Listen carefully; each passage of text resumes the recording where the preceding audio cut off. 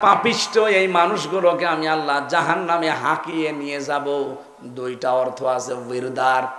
এক নম্বরে বিরদা মানে তৃষ্ণার্থ, দুই নম্বরে বিরদা মানে ক্ষুধার্ত।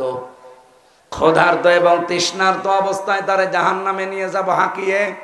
দুনিয়ায় বহু মানুষকে আমরা বলতে শুনি, অত পাগল শামসুদ্দিন যে ভাত থাকতে রোজা করবে। কথা বলেন না কেন? এই যে যারা খাবারের বড়াই করেন, যে ঘরে চাল থাকতে ভাত থাকতে আমি রোজা করবো, মানে আমি কি না খেয়ে আছি, এইটা বোঝানোর জন্যই তো আল্লাহ রোজা দিয়েছেন। পৃথিবীর বহু গরিব মানুষ আছে, এরা না খেয়েও রাত পার করে, দিন পার করে। এই যে গরিব মানুষের না খেয়ে থাকলে কি কষ্ট হয়, এইটা অনুধাবনের জন্যই কিন্তু আল্লাহ রোজা দিয়েছেন।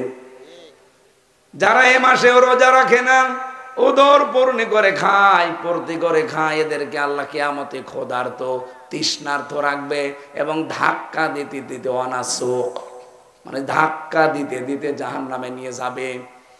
এই বিজ্ঞানী তথ্যটা পেয়েছে যে ৪৫০০০ ধর্মের বিভিন্ন ধর্মের গ্রন্থ তো আমি দেখেছি, মানুষের এই শরীরের ভেতরে প্রায় ২ কোটি ন্যাচারাল কোষ আছে। এখানে যদি কোনো ডাক্তার থাকেন দেখেন, ২ কোটি ন্যাচারাল কোষ দিয়েছেন আল্লাহ শরীরে। ৫.৫ কেজি রক্ত আছে আমাদের শরীরে।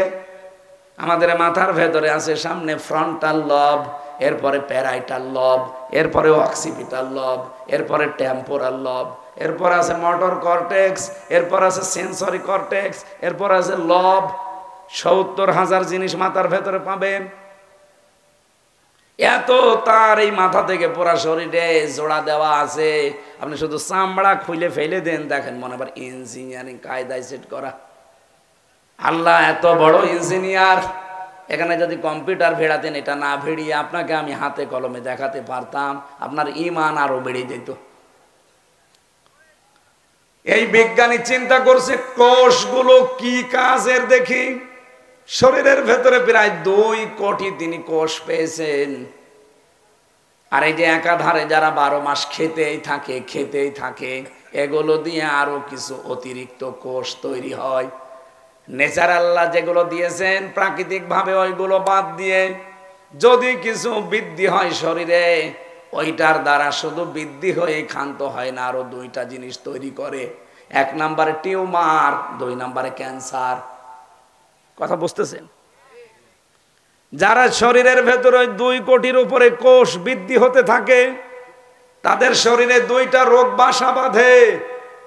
১ নম্বরে রক্তের ভেতরে ৫ প্রকার ক্যান্সারের ১ প্রকার দেখা দেবে। আমি নিজে পেয়েছি তামিলনাড়ুতে, যে ভারতে, ওই যে ভেলোর হাসপাতালে গিয়েছিলাম, ওই লোকটার ৫ প্রকার ক্যান্সারের একটা ধরা পড়েছে। খ্রিস্টান ডাক্তারের সাথে কথা বলছিলাম, উনি আমারে বলছিল যে এই যে এনার ক্যান্সারটা হয়েছে রক্তের ভেতরে এই কোষগুলো বৃদ্ধি হওয়ার কারণে।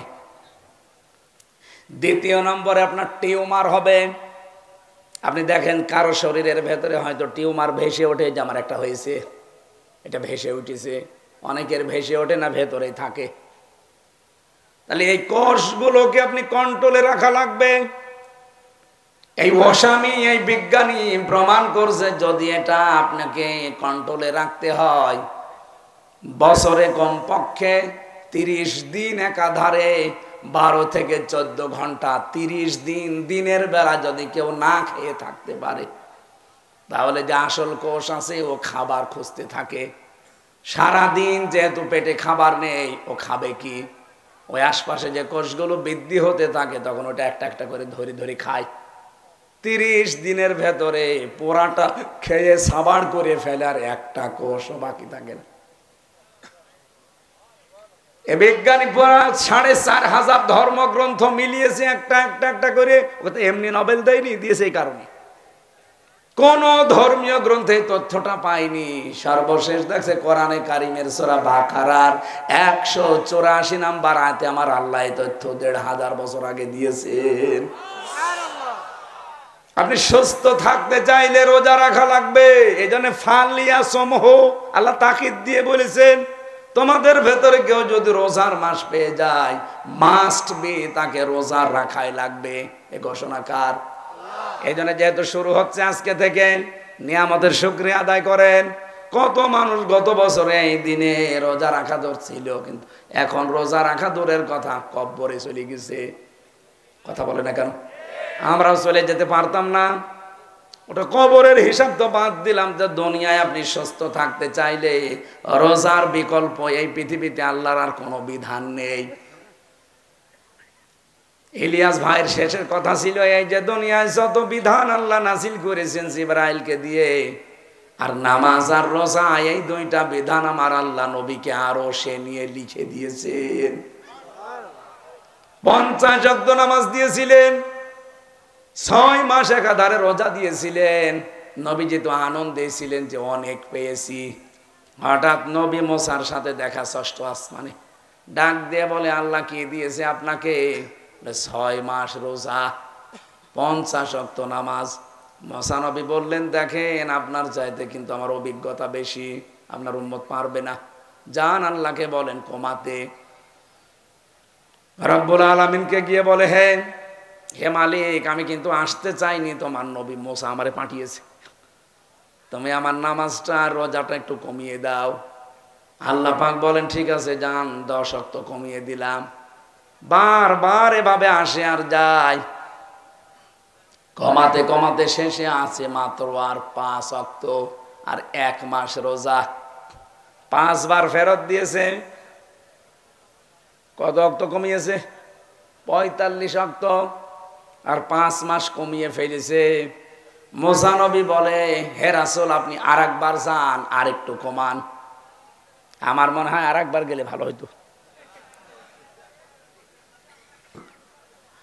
বিশ্বনবী বলেন, না আমি আর যেতে পারবো না, আমার লজ্জা করে, আল্লাহ বারবার আমারে দিতে চায় আর আপনি আমারে ফেরত পাঠান, আমার উম্মত যা করে করবে, আমি দেখবো, আমি আর যাব না। সঙ্গে সঙ্গে জিবরাইল এসে বলে, হে রাসূল দাঁড়ান, আল্লাহ কিন্তু লিখেই দিয়েছিল 50 ওয়াক্ত নামাজ আর 6 মাস রোজা, আর আল্লাহ একবার যেটা লিখে দেয় ওটা বারবার পরিবর্তন হয়। বলেন বলেন, লা মুবাদদিলা লিকালিমাতিহি ওয়া হুয়াস সামিউল আলিম। সূরা আনামের 115 নম্বর আয়াতের শেষের দিকে আছে, আল্লাহ পাক বলেন, আমি যেটা আমার কালামে লিখে দিয়েছি ওর কোনো রদ বদল, বলেন না কেন, কিয়ামত পর্যন্ত ওইভাবেই থাকবে। আমি যেহেতু 50 ওয়াক্ত দিয়েছিলাম, 6 মাস দিয়েছিলাম, শুধু আপনার কনসিডারের কারণে আমি কমিয়ে দিয়েছি, তা আমি যা রায় দিয়েছি ওইটাই ফাইনাল। উম্মতদেরকে জানাবেন, যদি তারা সত্যি 1 মাসও হক আদায় করে রোজা রাখতে পারে আর 5 ওয়াক্ত নামাজও যদি গুরুত্ব দিয়ে পড়তে পারে, আমি আল্লাহ ঘোষণা দিয়ে দিলাম 50 ওয়াক্ত নামাজ 6 মাস রোজা রাখার সওয়াব দিয়ে দেব। আল্লাহ রাব্বুল আলামিন বলেন, ফামাং শাহিদা মিনকুমুশ শাহরা ফালিয়াসুম, তোমাদের ভেতরে কেউ যদি রোজা এই মাসটা পেয়ে যায়, সে যেন অবশ্যই রোজা রাখে। কেন? ওয়াং তাসুমু খায়রুল লাকুম, তোমাদের জন্য রোজা রাখলে ভালো হবে। ইন কুনতুম তা'লামুন, যদি তোমরা জানো। আয়াতটা নাজিল হয়েছে 1500 বছর আগে, অথচ 2017 সালে মাত্র আজ থেকে খুব বেশি হলেও 7.5 বছর আগে, কত 7 বছর 2 মাস আগে আয়াতটা নিয়ে গবেষণা চালিয়েছে জাপানের একজন বিজ্ঞানী, চিকিৎসা বিজ্ঞানী, নাম তার ইউশোনারি ওসামি। এ ছাতাদের নাম উচ্চারণ করাও কঠিন, কিরকম নাম দেখেছেন? ইউশোনারি ওসামি। আমার জহব্বা মব্বা ব্যাকা হয়ে যায়, ঠোঁটমোট। উনি শরীর নিয়ে গবেষণা চালিয়ে নোবেল পুরস্কারও পেয়েছে 2017 সালে। এই যে তাসুমু খায়রুল লাকুম, রোজা রাখো ভালো হবে। কি ভালো হবে? উনি বলেন, ইন কুনতুম তা'লামুন, যদি তোমরা এটা জানো বা বোঝো, তাহলে বোঝা দরকার। 3.5 হাত বডি দিয়েই তো মানুষ রোজা রাখে নাকি? কথা বলেন না কেন? ইলিয়াস ভাই কই, কোনটা ইলিয়াস সাহেবকে? উনি বলছিলেন না যে শরীরের রোজা আছে, হাতের রোজা আছে, মুখের রোজা আছে, লজ্জা স্থানের রোজা আছে, সব জায়গায় রোজা নেই? কথা বলেন না কেন? উনি যদি রোজা রেখে নিজের জায়েজ স্ত্রী ব্যবহার করেন লজ্জা স্থান দিয়ে, রোজা থাকবে? আর শেষ। মুখ দিয়ে যদি গীবত করেন রোজা হালকা হয়ে যাবে, ভেঙে যাবে। রোজা ভাঙার প্রায় 19টার উপরে কারণ পেয়েছি আমরা। আমরা অনেকে আন্দাজে শুধু উপবাস করে থাকি, না খেয়ে থাকি। না, রোজা রাখা লাগবে আল্লাহর বিধান এবং রাসূলের তরিকা অনুযায়ী। বিশ্বের 4,500 ধর্ম আছে, প্রত্যেক ধর্মে কম বেশি মানুষ রোজা রাখে, কিন্তু তাদের সিস্টেম আলাদা। কথা বুঝতেছেন?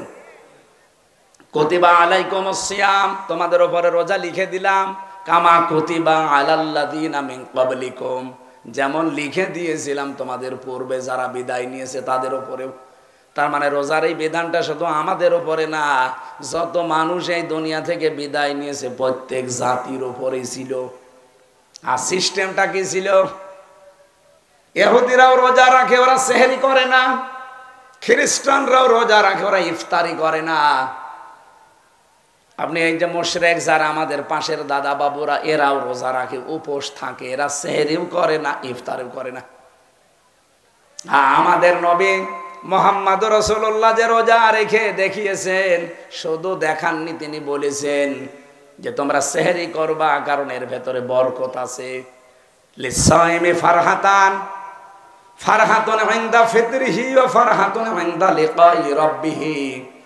তোমরা ইফতারি করো, কারণ দুনিয়াতে রোজাদারের জন্য 2টা খুশির সংবাদ। এই ফিতরাতুন ফিতরিহির শব্দের 2টা অর্থ আছে। 1 নম্বরে যখন ইফতারি করে ওই সময় একটা আনন্দ, 2 নম্বরে যখন ঈদের নামাজ পড়ে বাড়ি যায় তখন মনে হয় তার মা তাকে এই মাত্র প্রসব করেছে, তখন একটা আনন্দ, গোনা নেই। 2 নম্বরে ইনদা লিকাই রাব্বিহি, কিয়ামতের দিন যখন রায়ান নামক দরজা দিয়ে আমাদেরকে আল্লাহ প্রবেশ করিয়ে তার দিদার দিয়ে ধন্য করবেন। কোরআনে কারীম জানিয়েছে ইয়াউমা নাহশুরুল মুত্তাকিনা ইলার রহমানি ওয়াফদা। সূরা মরিয়মের 85 নম্বর আয়াতে আছে, 16 নম্বর পারার 10 নম্বর পৃষ্ঠার 9 নম্বর লাইনে আছে।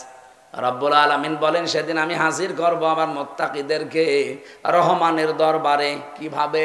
ওয়াফদা। ওয়াফদা মানে অতিথি রূপে, মেহমান রূপে। তাহলে রোজাদার যারা তাকওয়া অর্জন করে, এই মানুষগুলোকে আল্লাহর দরবারে আল্লাহ অতিথি হিসাবে নিয়ে যাবে। যেমনে সেমনে দিয়ে নিয়ে যাবে না, যাবে রায়ান নামক দরজা দিয়ে। বলেন সুবহানাল্লাহ।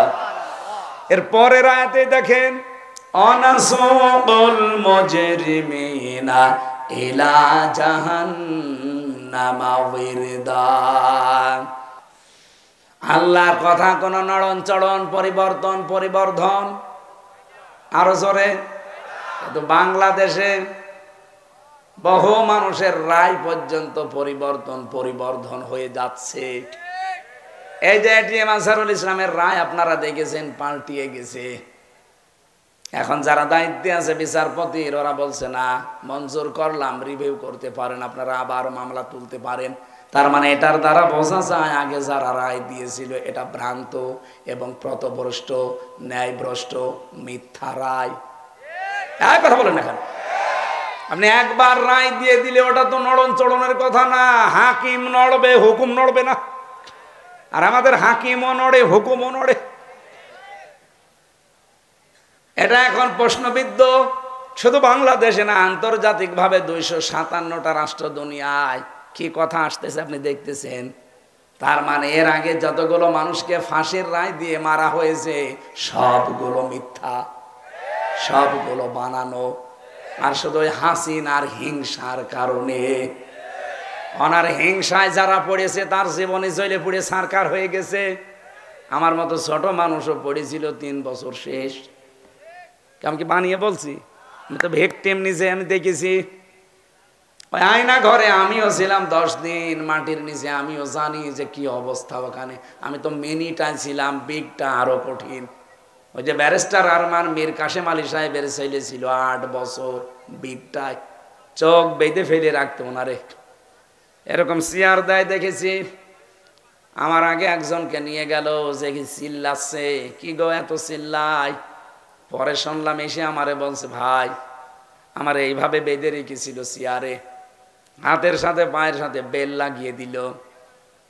গলার সাথে একটা বেল লাগিয়ে দিল, উপর দিয়ে একটা কালো কাপড় পরিয়ে দিল, একটা চেয়ারে বসিয়ে সুইচ টিপ দিল, 1 মিনিটে ঘুরতে লাগলো। পরে আমারে বলছে 1 মিনিটে 120 বার ঘুরেছে।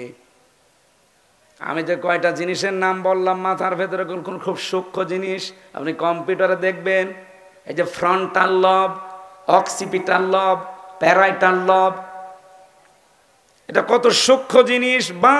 1 মিনিটে 120 বার ঘুরলে কি অবস্থা হতে পারে নিজে একটু ঘুরে দেখেন। 1 মিনিটে যদি 120 বার হয়, সেকেন্ডে কয়বার? সেকেন্ডে 2 বার। চিন্তা করতে পারেন কি অবস্থার তৈরি হয়। 1 মিনিট পরে মনে হবে আমি 4-5টা দুনিয়া দেখতে পাচ্ছি। এভাবে হাত তো বাঁধা, পা বাঁধা, এমন সাইজ করে দেওয়া মেশিন, শুধু এসে এই জায়গায় ধরবে আর একটা টিপ দেবে, একবারে নখগুলো সব খুলে চলে যাবে। আরে ভাই, শুধু নখ খুলে গেলে তো হয়, ওর ওপর আবার লবণ ছিটিয়ে দেয়। অত সহজ শুনতে যেমন মনে হচ্ছে, আর আমি নিজে ফেস করে এসেছি, আমার এখন ভাবতেই ভয় লাগে। অথচ 3টা বছর আমার এরকম পার হয়ে গেল। কত মানুষকে 8 বছর, 10 বছর, 14 বছর পার হয়ে যাচ্ছে। 1.5-2 মিনিট সময় দিত ওদেরকে টয়লেট করার জন্য, মাত্র 1.5-2 মিনিট। মাওলানা ফখরুল ভাই আমার সাথে ছিল, উনি বলছিল, হামজা ভাই আমার পায়ের ভেতরে এভাবে হাত দিয়েছে, এইভাবে দিয়ে সামনে লোহার ব্যারিকেডের সাথে হাতে হ্যান্ডকাপ লাগিয়ে দিয়েছে। 24 ঘন্টা এভাবে বসে থাকতাম। মানুষ যে শুয়ে থাকে এটা যে কত বড় নিয়ামত এখন আমি টের পাচ্ছি। ওনারা আবার দিয়েছিল আমার সাথে ফাঁসির কন্ডেম ছেলে। আমি দেখেছি লোকটা এভাবে বলতো আর কান্নাকাটি করতো, বলে হামজা ভাই মানুষ যে শুয়ে থাকে এটা যে কত বড় নিয়ামত মানুষ জানে না, আমি জানি। দেখতাম মাঝে মাঝে ওই কন্ডেম ছেলে, এমনি তো ছোট, হাত পা ছেড়ে দিয়ে মেলিয়ে মনে হচ্ছে একেবারে গরুর মতো শুয়ে আস। কি ভাই আপনি এভাবে থাকেন?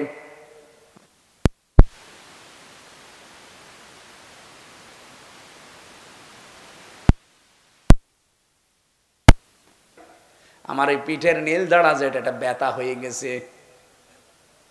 সকালে কটা পচা ছোলা দিয়ে যেত, আর দুপুরবেলা 1 মুঠ ভাত দিত, তাও মনে হচ্ছে কেউ মাখিয়ে দিয়েছে। পায়ের সাথে আবার চেন বাঁধা। আপনি ভাবতে পারেন এই কঠিন পরিস্থিতি পার করেছে, এখনো পর্যন্ত যারা জালেমদের সাফাই গান, আপনার কি বিবেকের ওপরে কুকুরে প্রসাব করেছে? আপনি টের পাচ্ছেন? আপনার বাবারে যদি ভাবে আয়না ঘরে 10 বছর আটক করে রাখতো, তখন আপনি টের পেতেন। কথা বলেন না কেন?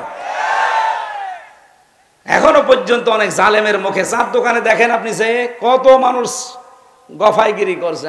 কি হয়েছে, বুবুর পালিয়ে যাওয়া লাগলো, কি হয়েছে তোমার সাথে তো হয়নি, আমার সাথে হয়েছে, আমি নিজে টের পেয়েছি।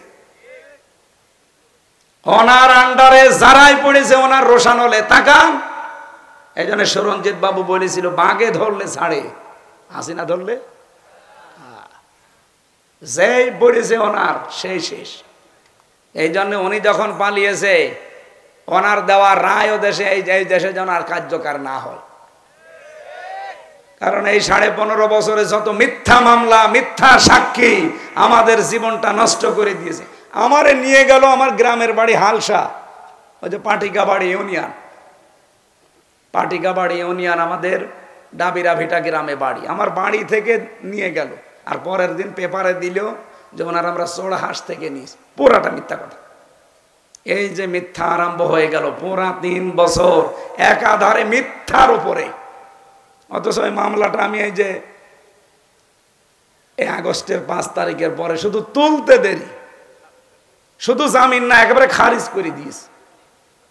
আমি বলতেও গেলাম, মাননীয় আদালত, এটা তো 3 বছর আপনার কাছে ছিল, তখন তো কিছু বললেন না। বললেন না এই মামলা কোনো জামিন নেই। এখন কিভাবে? হুজুর আমার হাত বাঁধা ছিল। কি ছিল? আমার হাত বাঁধা ছিল, এখন আর আমার হাত বাঁধা নেই, এখন হাত খোলা আছে। আমি দেখতে পাচ্ছি যে এর ভেতরে কোনো মাল নেই, কি দিয়ে বিচার করব? জান, শুধু জামিন না, খারিজ করে দিলাম আপনাকে। আমরাও চাই বাংলাদেশে আগামীতে কিয়ামত পর্যন্ত এদেশে কারো হাত যেন আর বাঁধা না থাকে, সবার হাত থাকবে এই দেশে আবু সাইদের মতো খোলা। কারা কারা চান দেখে লিল্লাহে তাকবীর।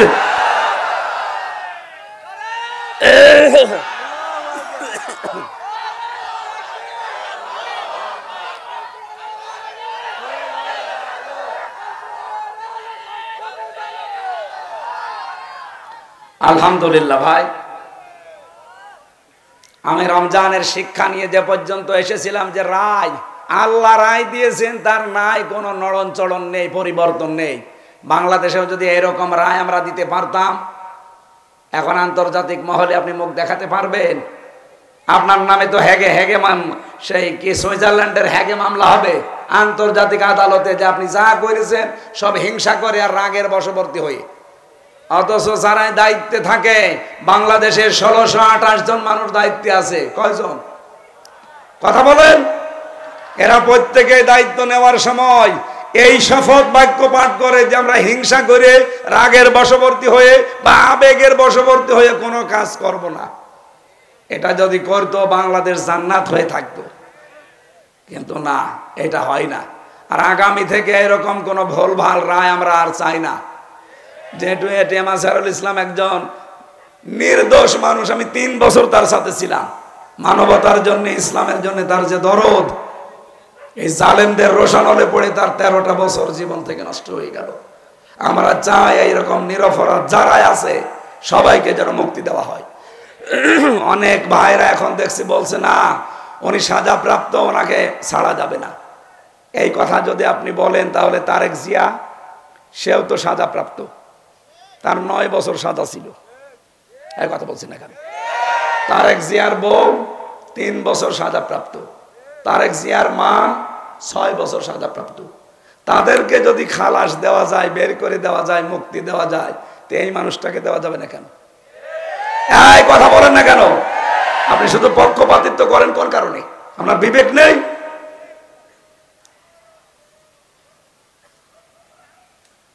আল্লাহ রাব্বুল আলামিন বলেন, হে নবী, আমি 6 মাসের পরিবর্তে 1 মাস আপনার কনসিডারের কারণে দিয়েছি, কিন্তু আমার রায় ছিল 6 মাস। যান 1 মাসই করবেন, কিন্তু 6 মাসের সওয়াব পাবেন। আমরা যেহেতু সেই মাস আরম্ভ করছি, আজকে থেকে কেউ যেন রোজা বাদ দেবেন না। মেয়েদের কিন্তু নামাজ মাফ হয়ে যায়, শরীর খারাপ হলে আর পড়া লাগে না, পরবর্তীতে কাজাও করা লাগে না। কিন্তু কোন মানুষ যদি, এই যে মেয়েরা যাদের শরীর খারাপ হয় 3 দিন, 5 দিন, 7 দিন, 10 দিন, এই রোজার পরবর্তীতে রাখা লাগবে না। বলেন বলেন, আপনি 11 মাসের ভেতরে 3টা, 5টা, 7টা রোজা করে দেবেন, যে কয়টা ভেঙে গেছে। তাহলে নামাজের চাইতেও রোজা গুরুত্বপূর্ণ, কম না বেশি? বলেন বলেন। নামাজ না পড়লে আর পরবর্তীতে পড়া লাগে না মেয়েদের যেদিন শরীর খারাপ থাকে, অথচ রোজা শরীর খারাপ থাকলেও পরে করে দেওয়া লাগে। এই জন্য অনেক দামি জিনিস এটা, এর দাম বাড়ার পেছনে একটাই আল্লাহ কারণ দিয়েছেন, শাহরু রমাদান আল্লাযী উনজিলা ফীহিল কুরআন। আল্লাহ বলেন এই সেই রমজান মাস, যে মাসে কোরআন নাযিল হয়েছে। আসলে বলেন তো, রমজান এই মাসটা কোরআন নাযিল হওয়ার আগে দুনিয়ায় ছিল না? বলেন বলেন, কতদিন আগে ছিল?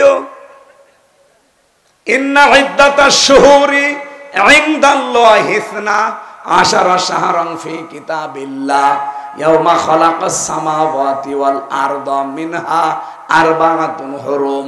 এটা সূরা তাওবার 36 নম্বর আয়াতে পাবেন, প্রথম অংশে। আল্লাহ বলেন, আমি যেদিন আসমান আর জমিন তৈরি করি, ওই দিন আমার কিতাবে 12টা মাসের নাম আমি লিখে দিয়েছিলাম। তার মানে রমজান এ 12 মাসের মধ্যে 1 মাস। 1 মাস না? এই রমজান এই নামটা আল্লাহর কিতাবে আল্লাহ কোন দিন লিখেছেন? যেদিন আসমান জমিন তৈরি করেন ওই দিন। চিন্তা করতে পারেন রমজানের বয়স কত দিন? আর রমজানের বয়স কি 1500 বছর? কত বছর কেউ জানে না। আসমান আর জমিন যেই দিন তৈরি হয়েছে ওই দিনই আল্লাহ লিপিবদ্ধ করে দিয়েছেন তার কিতাবে রমজান। কিন্তু এর দাম আগে ছিল না।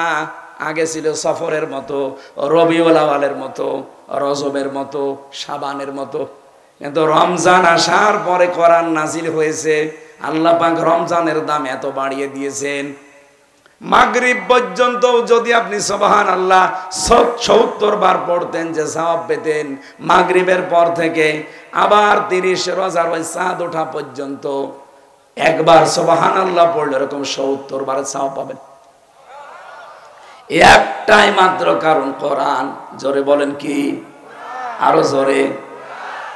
কোরআন নাজিল হওয়ার এই মাসে কোরআন আমাদের এখন সামনে, আমরা এর সাথে সম্পর্ক বাড়াতে চাই। আল্লাহ বলেন হুদাল লিন্নাস, এটা মানুষকে হেদায়েত দেওয়ার জন্য পাঠিয়েছি। গরু ছাগলকে হেদায়েত দেওয়ার জন্য কোরআন পাঠাইনি। বাজ্জিনাতিম মিনাল হুদা, স্পষ্ট দলিল আর প্রমাণের ভেতরে আছে পথ নির্দেশনা দেওয়ার জন্য।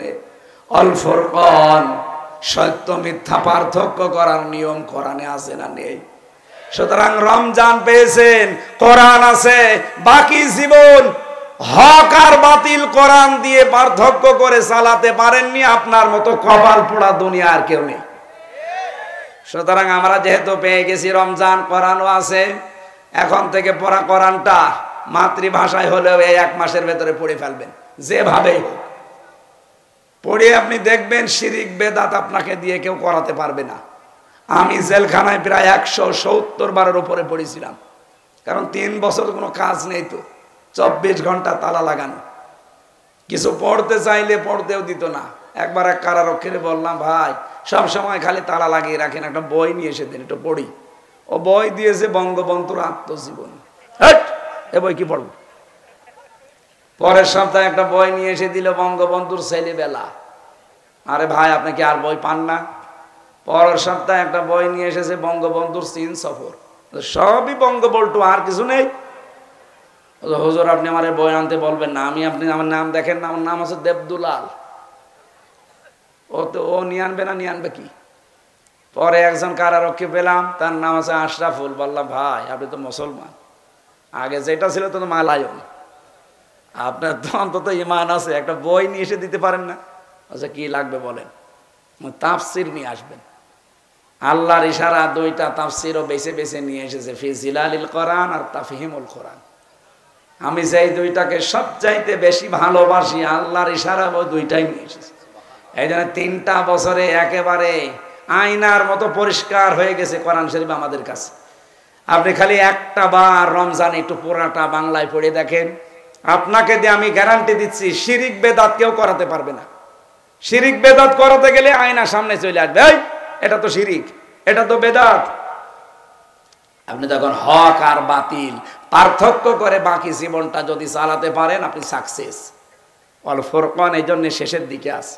আল্লাহ রাব্বুল আলামিন কোরআনের সাথে সম্পর্ক তৈরি করে মা বোন যারা এসেছেন আপনাদেরকে আহ্বান জানাচ্ছি, এই রমজানে শুধু মুরগির খাবার দেওয়া, শুধু ইফতারি করা, শুধু সেহরি বানানো নিয়ে ব্যস্ত থাকলে হবে না।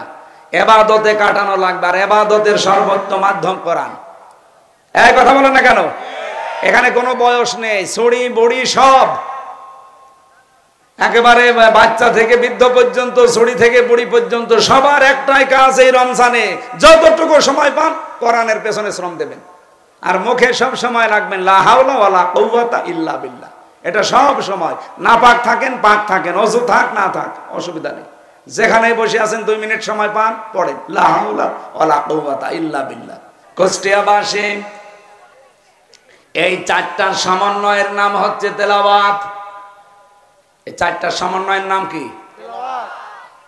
আল্লাহ পাক বলেন যারা এইভাবে করে আমার কালাম পড়বে, তেলাওয়াত করবে, উলাইকা ইউমিনুনা বি, এরাই আমার কোরআনে বিশ্বাসী। আপনি এই আয়াত অনুযায়ী বাংলাদেশে এবার মিলান, কোরআনে কারিমে বিশ্বাসী আল্লাহর বান্দা মুসলিম হাতে গোনা কয়জন পাবেন?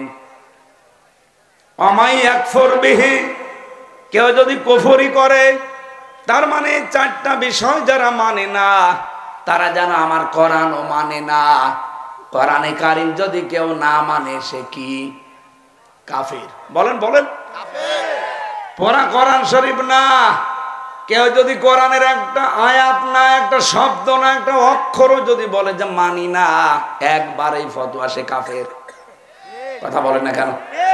এই যে কাদিয়ানীদেরকে আমরা কাফের বলি, আপনি ঢাকার বক্সিবাজারে যান, ঢাকা আলিয়া মাদ্রাসার পাশে দেখবেন কাদিয়ানীদের মসজিদ আছে। আহমদিয়া জামাত বলে গেটে একজন বসে আছে, যারে তারে ঢুকতে দেয় না। যারা ওই দলের অনুসারী তাদেরকে ওই মসজিদে নামাজ পড়তে দেয়। ওরা আজানও আমাদের মতো দেয়, ওরা সূরা ফাতিহা দিয়েই নামাজ পড়ে, সূরা নাস ফালাক দিয়েই নামাজ পড়ে। এরপরও আমরা কাদিয়ানীদেরকে কাফের বলি। শুধু আমরা না, তামাম দুনিয়ার সব আলেমরা কাদিয়ানীদের কি বলে? এই এলাকায় কাদিয়ানী আছে? আমি চুয়াডাঙ্গার উথলি পেয়েছি কাদিয়ানীদের মসজিদ, দর্শনায় পেয়েছি কাদিয়ানীদের মসজিদ। ওদের সাথে মুসলমানেরা বিয়ে শাদী করে না। তার মানে আবু জেহেলের সাথে যেমন আত্মীয়তা করা মুসলমানের জন্য জায়েজ নেই, ওদের সাথেও। বলেন না কেন? আপনি কোনোদিন চিন্তা করেছেন কেন তারা আমাদের মতো আজান দেয়, আমাদের সূরা দিয়েই নামাজ পড়ে? ওরা সূরা ফাতিহা বাদ দিয়ে কি নতুন সূরা বানিয়েছে? না, সূরা ফাতিহায় পড়ে। কেন তাদেরকে কাফের বলা হয়? পুরা কোরআন শরীফের 6666টি আয়াত ওরা সবগুলোই বিশ্বাসও করে, কম বেশি মানেও। শুধুমাত্র সূরা আহজাবের 40 নম্বর আয়াতের 3 ভাগের 1 ভাগ মানেও না, বিশ্বাসও করে না। কোনটা? মা কানা মুহাম্মাদুন আবা আহাদিম মির রিজালিকুম ওয়ালাকির রাসূলুল্লাহ ওয়া খাতামান নাবিয়্যিন। কত বড় আয়াত দেখেছেন? ওরা মা কানা মুহাম্মাদ ঠিক আছে মানি, আবা আহাদিম মির রিজালিকুম মানি। কি বললাম এই আয়াতে? মুহাম্মদ সাল্লাল্লাহু আলাইহি সাল্লাম এই পৃথিবীতে কোনো অ্যাডাল্ট পুরুষের পিতা ছিলেন না। হ্যাঁ, উনি পুরুষের পিতা ছিলেন, কিন্তু অ্যাডাল্ট সামর্থ্যবান, মানে যারা শক্তিশালী বড় যারা, এদের পিতা তিনি ছিলেন না। তিনি ছিলেন সিবিয়ান, ছোট বাচ্চাদের। এই জন্য নবীজির 3টা সন্তান, একটাও বড় হতে দেয়নি, আল্লাহ ছোটকালে নিয়ে নিয়েছে। এই কোরআনের আয়াতে যদি আল্লাহ সিবিয়ান দিতেন, পৃথিবীর কত মানুষ যে ভুল ধরতো আপনি জানেন। আমার আগে কে যেন কথা বলছিল, ইলিয়াসুর রহমান ভাই। আমি নামাজের পরে বসে বসে কয়েকটা কথা শুনেছি। তাফসির করার জন্য যে 17টা জিনিস সামনে রাখা লাগে, সেগুলো সামনে রাখলে আপনি তাফসির বুঝবেন। হয়তো কাদেরী সাহেব বুঝতে পারে, সভাপতি আলেম কিনা আমি জানি না। এই ধাঁচের হওয়া লাগবে, সেগুলো সেমিনার হলে ভালো হয়। এখানে 12 বাপের 13 ছেলে বসে আছে, এমনও লোক বসে আছে ওর পেটে বম মারলেও ও আলিফ বলতে পারবে না। এরকম মানুষ নেই? এখন ওরে যদি আমি তাফসিরের ওই 17টা কায়দা উসুলে তাফসিরের নিয়ম একটা একটা করে বলি, ও বলবে যে আমি বাড়ি চলে গেলাম।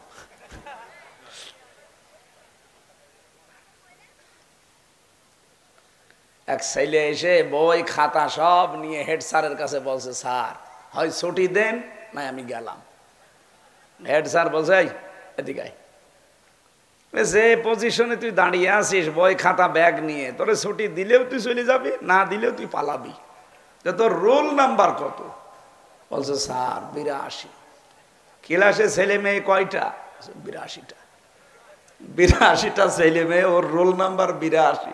ও খুব ভালো ছাত্র, ওর জীবনের কোনো উদ্দেশ্য আছে, কোনো এম আছে, কোনো টার্গেট আছে? ও খালি আসে মা বাবার ভয়ে, আবার পালিয়ে চলে যায়।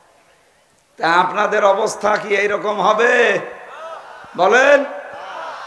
আমার দাদা, আমি জেলে থাকতে উনি মারা গেছে।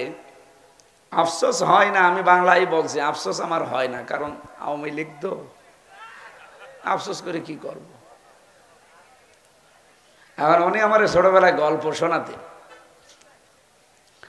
গল্পের ভেতরে বা শিক্ষা থাকতো। মুরব্বী মানুষ তো, সেকালের মানুষ।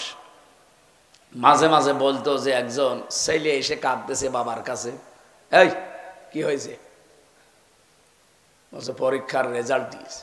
রেজাল্ট দিয়েছে, কান্নার কি আছে? তুই পাস করেছিস না ফেল করেছিস? কথা বলে না।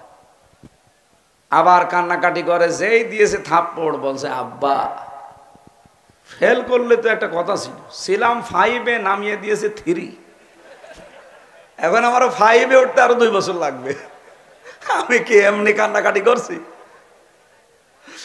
আমাদের এমন শ্রোতাও আছে এখানে, ও ছিল কিসে? 5-এ, মাহফিলের পরে নেমে যাবে কিসে? এইরকম কথা আমরা বলতে চাই না, ও আবার চলে যাবে উঠে না। আমি যতটুকু বলছি যেন সবাই বুঝতে পারে। বিশ্ববিদ্যালয়ে যখন ক্লাস নেয় স্যাররা, দেখতাম ওখানে সব এক ধাঁচের, তো 82 জন ছেলে মেয়ে সব এক ধাঁচের, সবার মেধা প্রায় সমান সমান। ওখানে ক্লাস নেওয়া, যোগ্যতা লাগবে, ক্লাস নেওয়া সহজ, সবাই তা ধরে শুনি আর বোঝার চেষ্টা করে। এখানে কি সবাই এরকম? ওই যে কত মানুষ গল্প করছে দেখছেন, এখনো পর্যন্ত অনেকে চার দোকানে বসে বসে পান আড়াচ্ছে আর কি গ্যাজানো গ্যাজাচ্ছে। আপনি যান এখন দেখেন কি গ্যাজানো গ্যাজাচ্ছে। ওর পেটে বম মারেন, ও যদি সূরা ফাতিহা শুদ্ধ করে পড়তে পারে, ওরা আমি মিষ্টি খাওয়াবো।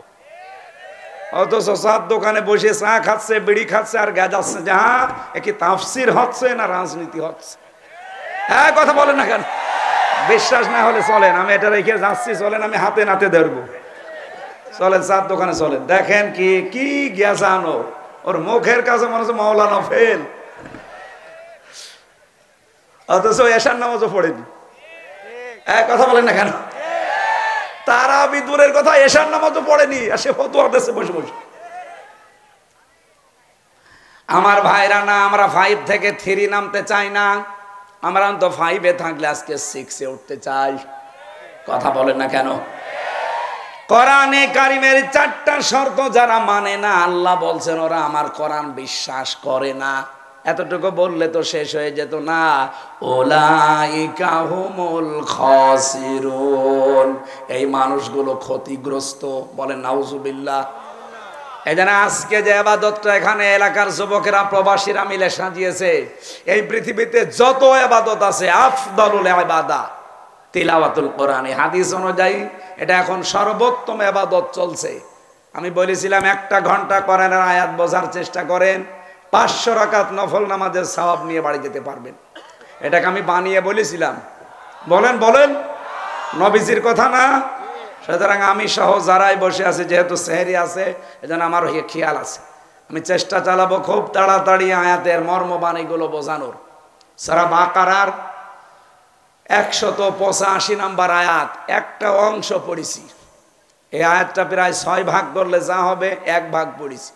তাজুল ইসলাম জিজ্ঞাসা করছে আদালতে যে মেয়ে মাওলানা সাইদি তোমাকে ধর্ষণ করেছে? বলছে জি হ্যাঁ। তোমার জন্ম তারিখ কত? বলছে 1975। তোমার ধর্ষিতা হয়েছে কত সালে? 1971। উনি বলেছিল যে মাননীয় আদালত আপনি পয়েন্টটা একটু নোট করেন, ওই মহিলার জন্ম 75-এ, ওরে ধর্ষিতা হয়েছে 71-এ, ওটা কি রুহের জগতে? ওই দিনই মামলা ঢিসমিস হয়ে যাওয়ার কথা না?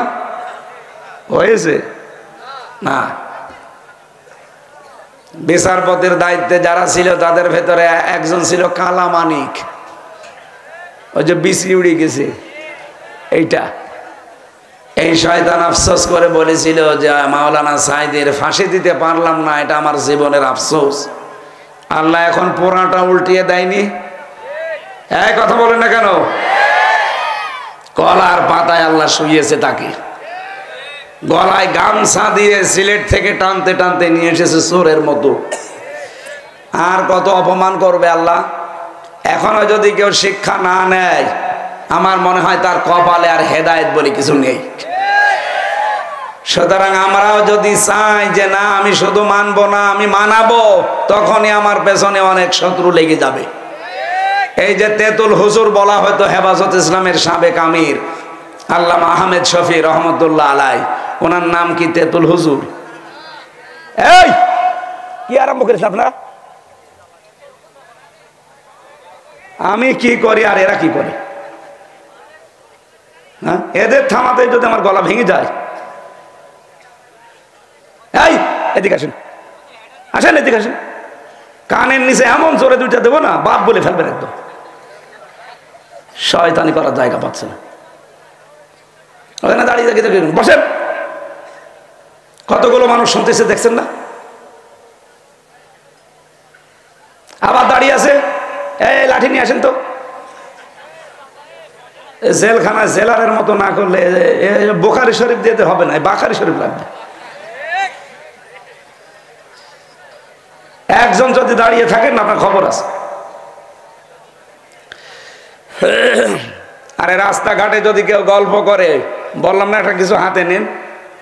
এ জাতিরে কোরআন শরীফ দিয়ে বুখারী শরীফ দিয়ে হচ্ছে না তো। 54 বছর আল্লামা সাঈদী দাওয়াত দিয়েছে, কিছুই হয়নি। এদেরকে লাগবে কি? ওই দেখেন কারা দুইজন গল্প করছে দাঁড়িয়ে দাঁড়িয়ে, ওদের কি গল্প এত জরুরি? এই মাহফিলে তো না আসলে ভালো হইতো, আমার এতক্ষণ ঘুম হয়ে যেত। 10টা পার হয়ে গেছে। ভাই আপনাদের আমি হাতে পায়ে ধরে বলছি, এলাকায় আমি মনে হয় এর আগে আসিনি, বারবার বলছি, কয়েকবার হয়ে গেছে। আমি এক কথা বারবার বলি না, বাইরের জেলা হলে এতক্ষণ আগুন ধরিয়ে ফেলতাম, খালি নিজের জেলা বলে কিছু বলতে পারছি না। যারা আছেন সেখানে দাঁড়িয়ে, যদি দাঁড়িয়ে থাকতে ভালো লাগে দাঁড়িয়ে থাকেন, কিন্তু কথা বলবেন না। আর যারা বসতে ভালো লাগে এসে বসে পড়েন। সবার কপালে এ নিয়ামত আল্লাহ দেবে না। আল্লামা আহমেদ শফি হাজার হাজার আলেমের উস্তাজ, অথচ আপনাদের পাশের থানা কি জানো না, ভেড়ামারা, ওখানকার আল্লাহর এক অলি, আমি নাম নিতেও ঘৃণা লাগে এদের। উনি আহমেদ শফির নাম পাল্টিয়ে দিয়েছিল তেতুল হুজুর। এই লোকটার নাম কি বলেন তো? তেতুল হুজুর ছিল। এ সারাটা জীবন কোরআন পড়িয়েছে, ওর একটা শত্রু বাংলাদেশে ছিল না, কেউ চিনতও না। আহমেদ শফি বলে কেউ আছে আমরা কুষ্টিয়ার মানুষ জানতাম? বলেন বলেন। এই লোকটা সারা জীবন কোরআন পড়িয়েছে, ছাত্রদের হাদিস পড়িয়েছে, একটা শত্রু তার ছিল না। নিজে যতটুকু পেরেছে মেনেছে, ব্যক্তিগত জীবনে পারিবারিক জীবনে একটা শত্রু ছিল। কিন্তু যখনই বলেছে না আমি এটা মানাতে চাই, রাসূলুল্লাহকে গালি দেবে মানে আমি কি মরে গেছি? যখন বলেছে আমি প্রতিবাদ জানানোর জন্য শাপলা চত্বরে আসলাম, তখনই না আমি পাল্টিয়ে গেছি। কি হয়েছে? তেতুল। আর এই কথাগুলো যেখান থেকে সেখানে আসে না, দেখবেন এমন এমন বড় বড় মাথা থেকে এই কথাগুলো আসে। কওমি মাদ্রাসাকে ওরা বলে বিষ বৃক্ষ, আলেমদেরকে বলে তেতুল হুজুর। এরকম বহু মানুষের নাম ইতিপূর্বে ইহুদি আর খ্রিস্টান পাল্টিয়ে দিয়েছে। আপনারা জানেন আমি বাইরের দেশগুলোতে যখন সফর করতাম, যেহেতু আকিস গ্রুপে ছিলাম আমি ওদের খতিব, ওই হিসাবে ওরা বহু দেশে আমারে নিয়েছে। ওদের প্রায় 70টা দেশের উপরে পৃথিবীতে, 257টা রাষ্ট্র, বিভিন্ন দেশে ওদের ব্যবসা চলে। একটা ভিসা লাগিয়ে দিলে একবারে 27টা দেশে যাওয়া যায়। আর মালিক আমার সাথে নিজে থাকে। এই জন্য বিশ্বের বিভিন্ন দেশে আমারে নিয়ে ওনারা যখন কোরআনের কথা বলাতো, আমি দেখতাম ইহুদিদের সাথে মিশলে, ভাই আপনার নবীর নাম কি? ওনারে জিজ্ঞাসা করতাম ওনার ভাষা দিয়ে, জিজ্ঞাসা করতাম কোন ভাষায় কথা বলেন, প্রথমে ইংরেজিতে, এরপরে আরবি ভাষা ভাষী যদি হয় সে আরবিতে, এর বাংলা তো আমার জানাই আছে। ওনারে জিজ্ঞাসা করলাম যে আপনার নবীর নাম কি? ইহুদি যে লোকটা, উনি আমারে বলছে জোসেফ। জোসেফ মানে মুসা আলাইহিস সালাম। আমরা যারে মুসা নবী বলি, ওনারা তারে জোসেফ বলে। খ্রিস্টানদের সাথে দেখা হলে বললাম কি আপনাদের নবীর নাম কি? ওরা বলছে যিশু। যিশু মানে ঈসা আলাইহিস সালাম। ওরা ইব্রাহিম নবীর নাম পাল্টিয়ে দিয়েছে আব্রাহাম। ওরা দাউদ নবীর নাম পাল্টিয়ে দিয়েছে ডেভিড। আপনি দেখবেন ডেভিড বলে ডাকে। মেয়েদের নামও তারা পাল্টিয়ে পাল্টিয়ে দেখে, মরিয়মের, আসিয়ার, রহিমার, খাদিজাতুল কুবরার নামও পাল্টিয়ে দিয়েছে। এই সিস্টেম চলছিল বাংলাদেশেও। আপনি 15.5 বছরে দেখেন, শহীদ আল্লামা দেলাওয়ার হোসাইন সাইদি, তার নাম দিয়েছে পাল্টিয়ে দেল্লো শিকদার। আমি কি বেশি বললাম? ঠিক মানে 100 ভাগ ঠিক। আমি নিজে পিরোজপুরের বিভিন্ন থানাতে গেছি। আমাদের এলাকায় যেহেতু আল্লাহর ওলি, ঢুকতে দিত না আমারে। দুইজন আছে না, এই দুইজন পুরা আশপাশ যতগুলো জেলা আছে এই জেলাতে আমার কথা বলা নিষেধ। এমনকি বাড়ি আমি যাওয়ার আগে দেখি 10 জন পুলিশ দিয়ে বসে আছে। কি আপনাদের কি? হুজুর আপনার পাহারা দেব। পাহারা ধরতে এসেছি। এখনো আসে, এখন আর ধরতে আসে না, এখন আসে নাস্তা খাওয়ার জন্য। যেহেতু আমার আশপাশ জেলায় আসতেই পারি না, এই 12-14টা জেলায়, এই জন্য আমার যাওয়া লাগতো সেই চট্টগ্রামে, কক্সবাজারে, পিরোজপুরে, ওই পটুয়াখালী। তা আমি পিরোজপুরে প্রায় জায়গায়, আমার এমন কোনো মনে হয় গ্রাম বাদ নেই যেখানে আমি অনুষ্ঠান করি নাই। প্রায় গ্রামে গ্রামে। একটা হিন্দুকে যদি জিজ্ঞাসা করে যে মাওলানা কেমন ছিল, ও বলে মাওলানা ছিল দেবতা। মানুষও বলে না, বলে দেবতা ছিল। অথচ তার নামটা পর্যন্ত, তার বাবার নাম এখনো কবরের উপরে লেখা আছে মাওলানা ইউসুফ সাইদি। আমি আল্লামা সাইদির সার্টিফিকেট দিয়ে গেছিলাম, দাখিল পাশের, লেখা আছে দেলাওয়ার হোসেন। কে লেখা? দেলাওয়ার হোসাইন, এতটুকু লেখা আছে। আর আপনি তার নামটাই পাল্টিয়ে দিয়েছেন দেল্লু শিকদার। একটা কথা হলো, শহীদ আব্দুল কাদের মোল্লা ফরিদপুরের, কয়েকদিন আগে তার কবরে গিয়েছিলাম সদরপুর থানায়, তার নামও পাল্টিয়ে দিয়েছে, কসাই কাদের দিয়েছে। আমার নামটাও পাল্টিয়ে দিয়েছিল, পিসকে হুজুর বলে ডাকতো আমারে। আমি কি পিসকে? আমার বয়স নাই, ঠিক আছে। আমি 92 সালে জন্মগ্রহণ করেছি, এখন আমার 33 বছর। কত? আমারে পিসকে বললে মানা যায়, অসুবিধা নেই। তাই বলে আপনি নাম ধরে না ডেকে, ওই যে বললাম যাদের ওনাদের নাম আমি নিতে চাই না, আমার ঘৃণা লাগে। ওনাদের কাছে আমি জেলখানায় 3 বছর থাকাকালীন আমার বংশ তো সব আবার ওই আল্লাহর ওলিকে নবী মানে। ওনারা গিয়েছে যে কয়বার যে আপনি আমাদের জেলার দায়িত্বে আছেন, এই অঞ্চলের অভিভাবক, ছেলেটা 3 বছর পড়ে আছে বিনা কারণে, আপনাদের একটা ইশারা হলেই তো ছেড়ে দেয়। ওরা বলেছে ও ওই পিসকে হুজুর, ও থাক ভেতরে, ও মরণ পর্যন্ত থাক। আল্লাহ এখন পুরা উল্টিয়ে দিয়েছে না। এখন জানতো ওনার বাড়ি পর্যন্ত, পায়খানার প্যান্ট পর্যন্ত মানুষ খুলে নিয়ে চলে গেছে। এই জন্য অহংকার করা ঠিক না কোনো বিষয় নিয়ে। কারণ অহংকার হচ্ছে আল্লাহর চাদর আর ইজার পায়জামা। কেউ যদি দুনিয়ায় কোনো বিষয় নিয়ে অহংকার করে, আল্লাহ বলেন আমি নিজে ওরে আষাঢ় দেই। আল্লাহ মনে হয় এই 15.5 বছরে পরে জালেমদের একটা আষাঢ় দিয়েছে। এই জন্য আমরা যেন এদের মতো না হই, আমাদের কোনো অহংকার যেন ভেতরে জায়গা না পায়। আল্লাহ তুমি আমাদের বাঁচাও, বলেন আমিন। এই যে নাম পাল্টানোর হেডিক, এটা ইহুদি আর খ্রিস্টানদের, এটা বাংলাদেশের অনেকে এটা গ্রহণ করেছিল। এখন আর কোনো নাম পরিবর্তন হবে না। নাম যেটা আছে ওইটা থাকলে আপনার সমস্যা কি? কত সুন্দর নাম ছিল না বিমানবন্দরের? কি কি নাম ছিল? শহীদ জিয়া আন্তর্জাতিক বিমানবন্দর। এ লোকটার নাম শুনলে মানুষ আগে শহীদ বলে। আপনি দেখেছেন আজ পর্যন্ত কোনোদিন শহীদ বঙ্গবন্ধু শেখ মুজিব বলে কেউ? কেন বলে না? অথচ নাম শুনলে, আমি বিশ্বের বললাম না যতগুলো দেশে গেছি, শহীদ নাম শুনলে আগে জিয়ার নাম বলে, বলে শহীদ জিয়া। এই কারণে বলে, কারণ তার শাহাদত মনে হয় আল্লাহ কবুল করেছে। আমি কাবা শরীফের পাশে যে মসজিদে নামিরায় যায়, আরাফাতের ময়দানের পাশে 16 সালে হজে গিয়ে নিজে দেখলাম কাবার ইমাম খুতবা দিচ্ছে, শহীদ জিয়াউর রহমান এ নাম উচ্চারণ করে দোয়া করছে। চিন্তা করলাম আরবিতে যে কথাগুলো বলছিল এর বাংলা সামারাইজ হচ্ছে এইটা। হে আল্লাহ, যে লক্ষ লক্ষ মানুষের মাথার উপরে যে লোকটা নিম গাছ লাগিয়ে ছায়া দিল, তাকে তুমি রহমতের ছায়া দান করো। আরাফাতের ময়দানে দোয়া কবুল হবার সম্ভাবনা নেই? বলেন বলেন। দুনিয়ার ময়দানে যে 10 জায়গায় দোয়া কবুল হয়, তার 1 নম্বরে আরাফাতের ময়দান। আর সেখানে শুধু বাংলাদেশ, পৃথিবীর বিভিন্ন দেশের হাজিরা লক্ষ লক্ষ। আমি নিজে ওই নিম গাছের নিচে ছিলাম। ওটা জিয়া গাছ বলে ওই দেশে, সাজারাতুজ জিয়া, জিয়া ট্রি বলে ডাকে। এই গাছের নিচে যারা আশ্রয় নিল এখনো নিচ্ছে, কাবার ইমাম খুতবা দিতে গিয়ে তার নামে দোয়া করছে শহীদ বলে। এমনি বলে, কারণ শহীদ এই শব্দটা শুনতে যত সহজ মনে হচ্ছে এ বিষয়টা অত সহজ না। যারা শহীদ হয় তাদেরকে আপনি যদি বলেন যে মরে গেছে, আপনার গুনাহ হবে। সূরা বাকারা 154 53 নম্বর আয়াত 54, ওয়ালা তাকুলু লিমা ইউকতালু ফি সাবিলিল্লাহি আমওয়াত।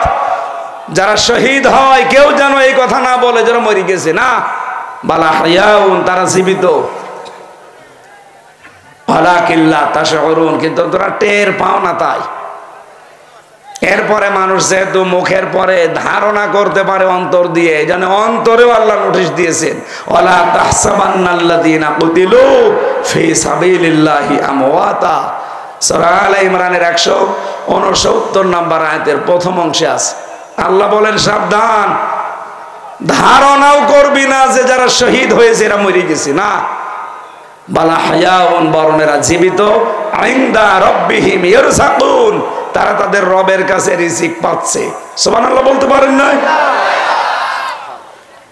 এজন্য যারা শহীদ হয়েছে এই মানুষগুলোকে কখনো ভাববেন না যে এমনি মরে গেছে। ওদের এই জীবন থেকে আর এক জীবনে ওরা পরিবর্তন হয়ে চলে গেছে। এই ওরা জীবিত এবং আল্লাহ নিজে ওদেরকে খাওয়াচ্ছে। আমাদেরকেও জানা আল্লাহ আর যাই করুক শাহাদতের মরণ দান করেন। 3টা বছর জেলখানায় ফাঁসির ওই কন্ডেম ছেলে আমি 24 ঘন্টা তালা লাগানো ছিলাম। 3 বছরই আমার প্রতিদিনের দোয়া ছিল, আল্লাহ যাই করো আমাকে শাহাদতের মরণ দিও। হযরত ওমর সারা জীবন এই দোয়া করতেন, আল্লাহুম্মা ইন্নী আসআলুকা শাহাদাতান ফি সাবিলিক। হে আল্লাহ, আমি তোমার কাছে শাহাদতের মরণ চাই। আমরা চাই না? বলেন বলেন, আমরা চাই না? আরে ভাই, আপনি 1000 বছর বেঁচে থেকে কি করবেন? 1000 বছর বাঁচলেন, বিভিন্ন জমি জায়গা টাকা পয়সা বউ ছেলে মেয়ে হইল, কি হবে তারপরে? শাহাদতের মরণ যদি পান কিয়ামত পর্যন্ত আপনি খেতেই থাকবেন। দুনিয়ার এই পচা খাবার না, আল্লাহর জান্নাতের খাবার আল্লাহ তাও নিজে খাওয়াবে। বলেন সুবহানাল্লাহ। এজন্য শহীদ যেখানে সেখানে লাগানো ঠিক না। আর এখানে আমরা অনেকে উচ্চারণ করিও না, কারণ শহীদ হওয়ার জন্য কিছু কোয়ালিটি লাগে। আমানু ওয়া ইয়াত্তাখিযা মিনকুম শুহাদা, তোমাদের ভেতরে যার ঈমান এবং অ্যাক্টিভিটিস কর্মকাণ্ড আমি আল্লাহর পছন্দ হয় তাদেরকে আমি সাধারণ মরণ দেই না। সাধারণভাবে মরলে তো কবরে থাকবে, ঘুমিয়ে থাকবে। ওদেরকে আমি আল্লাহ শাহাদতের মরণ দিয়ে ধন্য করি। মরতে দেরি, ওরা তো জীবিত, আমি আল্লাহর কাছে কিয়ামত পর্যন্ত খেতেই থাকবে। জোরে বলেন সুবহানাল্লাহ। 2024 সালে যারা শাহাদতের মরণ পেল, অন্যায়ভাবে যাদেরকে মেরে ফেলেছে এই জালেমরা, সবাইকে আল্লাহ শাহাদতের মর্যাদা দান করেন। বলেন আমিন। আমি অন্য প্রসঙ্গে গিয়েছিলাম একটু আপনাদের কারণে, আমি আবার ফিরে আসতেছি। কোরআন বিশ্বাস করে আল্লাহর ভাষায় দ্বারা যারা এই 4টা হক আদায় করে চলবে। এই হকগুলো আদায় করতে গেলে যদি কেউ বাধা হয়ে দাঁড়ায়, ওই বাধা মানা যাবে? শুদ্ধ করে কোরআন পড়বো, কেউ যদি বলে না পড়া যাবে না, মানা যাবে? বলেন বলেন। 2 নম্বরে যদি বলি না আমি শুদ্ধ করে শুধু পড়বো না, আমি এটা নিজে বুঝতে চাই, কেউ যদি বলে বোঝা যাবে না, ওরে মানা যাবে? 3 নম্বরে আমি মানতে চাই, কেউ যদি বলে মানা যাবে না, ওরে মানা যাবে? 4 নম্বরে যদি বলি না আমি নিজে না, আমি মানাতে চাই, এখানে যদি কেউ বাধা হয়ে দাঁড়ায়, মানা যাবে না? এবার আর আওয়াজ নেই। যাতে মাতাল হলো তাহলে ঠিক আছে। তো কুষ্টিয়ার লোক তো এত লালন ভক্ত, সব বাইরের জেলাগুলোতে মুখ পায় না গিয়ে, কারণ সারা বাংলাদেশের এই একটাই মাত্র নির্ভেজাল জায়গা যেখানে পুলিশ পাহারা দিয়ে গাঁজা খাওয়ায়। এত নিরাপদ জায়গা দুনিয়ায় নেই। জেলখানার ভেতরেও কেউ যদি গাঁজা খায়, এমনকি গাঁজার কিছু পাওয়া যায়, আমি দেখেছি। আল্লাহ রাব্বুল আলামিন আয়াতটা আমাদের জীবনে যেন সেট করে দেন। রমজান মাস একবার পেয়েছেন, শুকরিয়া আদায় করেন। একবার যদি আপনি সঠিকভাবে পালন করতে পারেন, জীবনের অপরাধগুলো শুধু মাফ হবে না, পুরাটা আল্লাহ নেকি দিয়ে পাল্টিয়ে দেবে। আজকের আয়োজন রমজান মাস না হলে, সেহরি সামনে না থাকলে তাহাজ্জুদের নামাজ আছে, নাই আমি আরো চালাতাম। যেহেতু সামনে তাহাজ্জুদ পড়া লাগবে, এরপরে রমজানে সেহরি খাওয়া লাগবে, আজকে থেকে শুরু। মা বোনদেরকে আলাদাভাবে আয়োজন করবেন দিনের বেলা তাদের জন্য। সামনে আবার এলাকায় যদি আসি কথা বলবো, কারণ চারিদিকে তাকিয়ে শেষ করা লাগছে এখন, নয়তো আমরা আরো চালাতে পারতাম। আর রমজান মাসে এভাবে হয় না রাতের বেলা। আল্লাহ আমাদের যতটুকু শোনার তৌফিক দিয়েছেন, মানারও যেন তৌফিক দেন, বলেন আমিন। আল্লাহুম্মা আমিন। লা ইলাহা ইল্লা আনতা সুবহানাক ইন্নী কুনতু মিনাজ জালিমিন। এই মোনাজাতে হাত তোলেন, যারা দাঁড়িয়ে আছেন বসে তোলেন, বসেন জায়গা মতো বসে। আল্লাহর কাছে এই তো রমজান শুরু হয়ে গেছে, হাত ফেরত আসবে না ইনশাআল্লাহ। মাথা নিচু করেন, জীবনের অপরাধগুলো স্মরণ করেন। রব্বানা যালামনা আনফুসানা ওয়া ইল্লাম তাগফির লানা ওয়া তারহামনা লানাকুনান্না মিনাল খাসিরিন।